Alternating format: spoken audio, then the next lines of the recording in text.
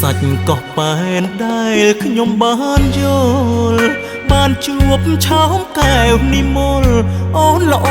សោភានារីមានស្នេហ៍ល្អទាំងចង្រិយារឹកពីសមជាកូនខ្មែរញាតិប្រុសស្រីនាំគ្នាសរសើរថារូបអូនល្អណាស់សម្រស់ទេសភាពតាមដងទន្លេល្អណាស់នៅចាញ់អូនទេអូនល្អរទ្វេសម្រស់តូចតនសង្វែងរលោង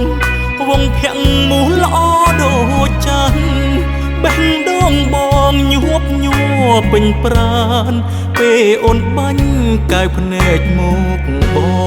ងក្រុងកំពង់ចាមនៅក្បែរស្គាល់ចិត្តស្រីច្បាស់សូមជួយប្រកាសពាក្យពេចន៍បងសូមចងក្រងអោស្ពានឫស្សីមេត្តាសូមជួយចំឡងសូមផ្ញើវាសនាផងបើពិតជាគូនឹងខ្ញុំបុប្ផាភ្នំពេញនៅចិត្តបងក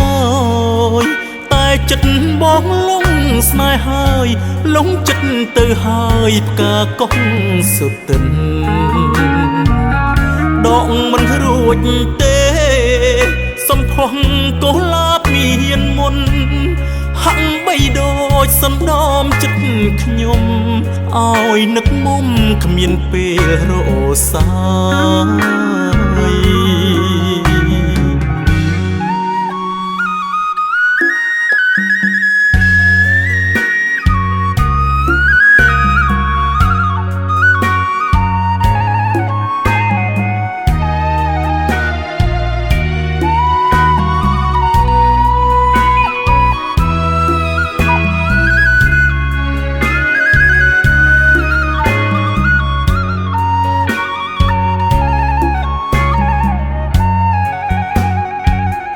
ក្រុងកំពង់ចាមនៅក្បែរស្គាល់ចិត្តស្រីច្បាស់សូមជួយប្រកាសពាក្យពេចន៍បងសូមចងក្រងអោស្ពានឫស្សីមេត្តាសូមជួយចំឡងសូមផ្ញើវាសនាផងបើពិតជាគូនឹងខ្ញុំបុប្ផាភ្នំពេញនៅចិត្តបងកយតែចិត្តបងលងស្នេហ៍ហើយលងចិត្តទៅហើយផ្កាកោះសុទិនដកមិនរួចទេសំផស្សកុលាបមានមុនហាក់បីដូចសណ្ដំចិត្តខ្ញុំឲ្យនឹកមុំ